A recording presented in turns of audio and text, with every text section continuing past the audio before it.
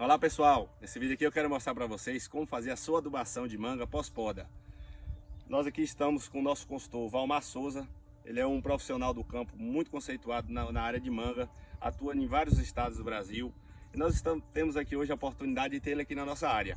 Mas antes disso, siga lá no nosso Instagram, @plantioirrigação e @vsconsultoria, que vocês vão ver muitas coisas que não dá para a gente fazer vídeo e a gente acaba fazendo foto. Valmar que está aqui em Anagé hoje na nossa fazenda de manga palme. Ele entrou nas nossas áreas aqui com seus conceitos de produção já tem 3 meses e os resultados estão sendo muito satisfatórios. Aqui nós estamos na nossa poda de manga, da nossa penúltima poda de manga de formação antes de fazer a poda de produção, e nós estamos tendo excelentes resultados. Ele vai nos explicar agora aqui um pouco sobre a nutrição de manga pós-poda. Bom dia, Patrick. Bom dia, pessoal do canal Plantio e Irrigação. Patrick, antes de pensar no estado nutricional da planta, uma coisa que a gente tem que pensar muito em relação à estratégia a ser adotada para desenvolver o manejo de altas produtividades é também a questão do critério de poda, né? Uma das coisas que a gente tentou mudar aqui foi essa questão do critério, buscando que nesse momento da poda, o local do corte proporcionasse à planta um maior número de brotações. Os trabalhos que vocês faziam aqui antes, vocês tinham aqui de 2 a 3 brotos. Com essa mudança do critério, a gente está buscando aqui de 4 a 6 brotos por ramo. Então, assim, isso já vai fazer uma multiplicação de material, e essa multiplicação vai ser importante. Quanto maior o número de broto, maior possibilidade de uma safra melhor. E aí entra a questão da nutrição, voltada ao critério. Como você está multiplicando o número de brotações, automaticamente a sua demanda de nutrientes vai ser maior. Então, assim, a gente tem que fazer a nutrição pensando na relação da massa foliar que eu tenho, mas baseado no análise de solo e baseado no análise de folha, né? Isso aí vai ser um dos primeiros pontos. Só que para a gente fazer uma boa brotação, a gente já precisa ter uma construção de reserva antes mesmo da poda. Então a nutrição não começa no pós-poda, a nutrição começa antes da poda.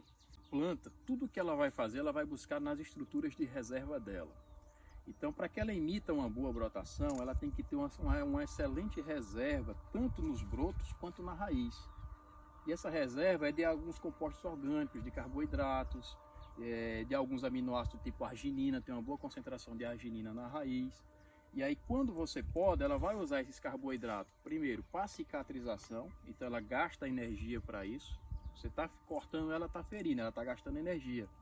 Para ela gastar essa energia, ela vai ter que ter reserva para isso. Então ela teria que ter tido uma boa nutrição lá atrás. Sim. E o outro ponto, ela é extremamente dependente dessa reserva para emitir brotos. Então, se o broto vai vir longo ou vai vir curto, é reflexo do quanto que eu construí de reservas, tanto no material que ficou, quanto nas raízes. Então, na medida com que ela for começando a brotar, aí sim a nutrição muda um pouco, entendeu? Aí você vai fazer, ela vai ter, na medida do estágio fenológico desse broto, ela vai ter demandas de nutrientes específicos. No broto mais novo, determinados nutrientes. No broto, quando muda para um verde cana, a dinâmica de nutriente muda também, que são nutrientes mais para estruturação fotossintética. No broto de verde escuro, ela já vai acumular um pouco mais de carboidrato, então ela vai precisar de outros nutrientes. Eu não posso simplesmente para adubar e jogar o adubo de uma vez, isso aí é um erro. Correto. E não posso jogar todo tipo de nutriente na formação dos brotos, achando que aquilo está resolvendo tudo, às vezes está provocando um problema. Então você recomenda fazer adubações pontuais com nutrientes pontuais. Com nutrientes específicos na fase específica. Tudo aqui, daqui para frente, a fase fenológica vai ser brotações. A gente vai nutrir os brotos. Só que dentro do broto ele tem as fases. É a fase onde o broto vai estar em crescimento.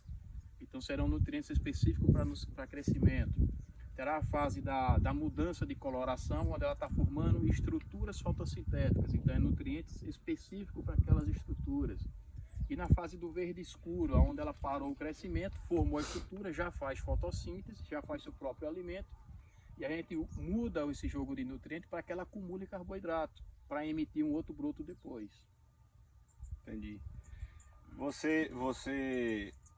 Eu já participei de algumas palestras de Valmar e eles sempre falam calabrotação, mais extrações de nutrientes e você consequentemente vai ter que fazer novas intervenções de adubação.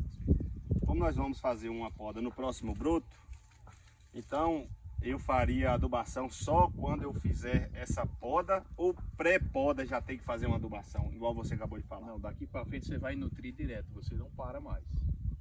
É quinzenalmente, semanalmente? Semanalmente. Daqui para frente você vai nutrir, toda semana você vai estar nutrindo essas reservas, você vai estar tanto interferindo no estágio fenológico do broto, da forma que eu falei, do crescimento do broto, e ao mesmo tempo formando reserva e aumentando a arginina no broto e na raiz, porque ela vai passar por outra poda. E quando ela passar por outra poda, é importante que ela vegete rapidamente e que esse broto ele cresça rapidamente. E vai depender da reserva que você formou na nutrição de agora. Entendi. Vamos dizer que existem várias situações que o público que assiste aqui são produtores desassistidos. Eles sempre estão ali procurando por conta própria as adubações. Tem pouca ou às vezes uma qualidade, um atendimento técnico deficitário. O produtor que está começando a plantar manga agora ou já está ali na sua segunda, terceira poda, qual manejo que você aconselha ali? Faz uma análise, procure um técnico e veja as recomendações. Isso aí é o que todo mundo fala, né? Beleza. Mas nessas fases assim, bora falar de nutrientes, talvez sem se comprometer, porque cada situação é um caso, cada caso é um caso. Na fase do broto mais jovem, quais nutrientes ele mais demanda? Na fase da média idade do broto, quais eles mais demandam? E já no final, só para o produtor ter uma noção. Okay. Falar de só os nutrientes, Patrick, não as quantidades. Só um detalhe, Patrick. Às vezes o produtor ele erra em um ponto que ele acha que a minha manga está bem adubada, está bem nutrida. Ele acha que jogar muito adubo, ele está fazendo uma boa adubação. E na verdade não está, às vezes está provocando um problema. Então não é questão de quantidade.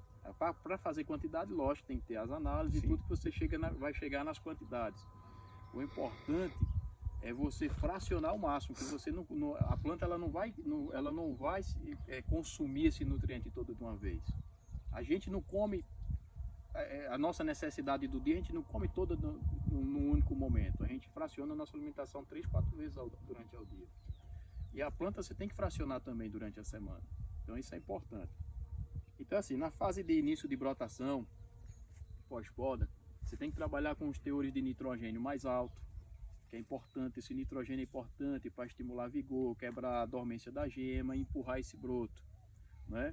O zinco é importante, os micronutrientes de forma geral, como o zinco, manganês, é muito interessante nessa fase aí. O próprio fósforo como aporte de energia, o fósforo ele vai ser dependente o tempo todo, de forma constante. Você já no ciclo. Isso. O cálcio também é importante, então assim, são nutrientes que estão ligados a essa fase mais jovem, essa fase estrutural. Broto inicial. Broto inicial.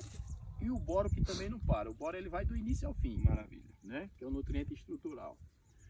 Quando ela parou o start de crescimento, né? Que você entrou com zinco, entrou com cálcio, vinha com boro, vinha com fósforo e vinha com nitrogênio, ali é o suficiente para dar esse aporte para o crescimento. Quando ela muda a coloração, ela vai parando de crescer e vai mudando a coloração do verdinho para o verde cana, então a demanda de nutrientes da planta ela muda. Nitrogênio continua, o zinco começa a diminuir um pouco, cálcio ainda continua, mas aí entra o magnésio, né? Se você perguntava, o magnésio entraria o tempo todo? Não, entraria naquela fase ali, nessa fase do verde cana, para formar estruturas fotossintéticas para a formação de clorofila, para fazer fotossíntese.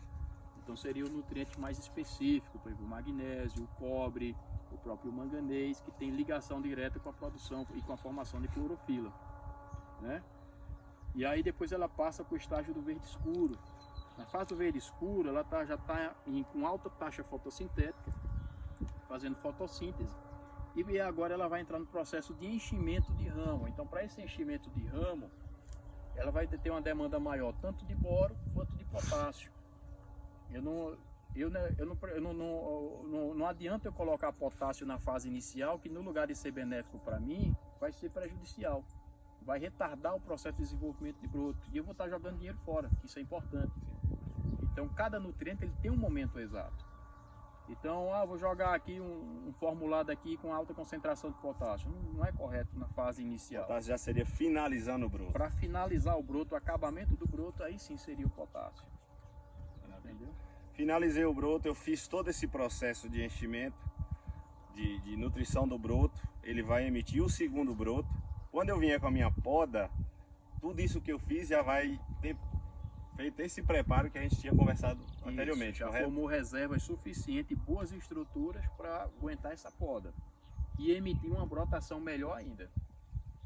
E a nutrição não para, ela continua. Aí o jogo vira novamente. Depois da poda, nitrogênio mais alto, alguns micronutrientes, fósforo com bastante intensidade para acelerar o processo. Nas suas áreas, quantas podas em média você faz antes de começar o trabalho de início de produção numa planta? Da implantação da muda à produção. O ideal é que você faça aí, entre um ciclo de produção, uma planta com pelo menos 8 podas.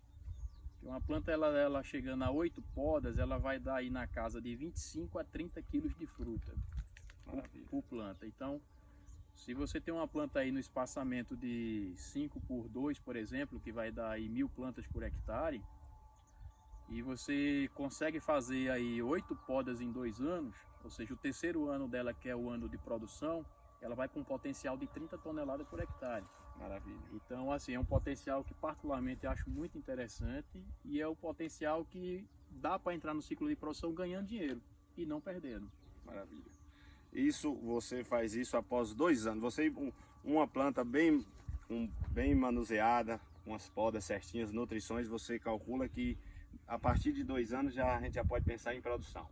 A partir de 2 anos já dá para entrar com reguladores de crescimento e já começar os trabalhos para formar material para produção. Maravilha. Pessoal, por hoje é só. Best Consultoria aqui vai estar na nossa empresa, na nossa fazenda mensalmente. Espero que a gente vai estar podendo fazer vídeo para vocês, para estar informando o pessoal. Valmar, muito obrigado.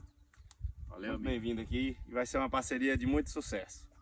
Se gostou, curte aí, se inscreva no canal. Um abraço e até mais.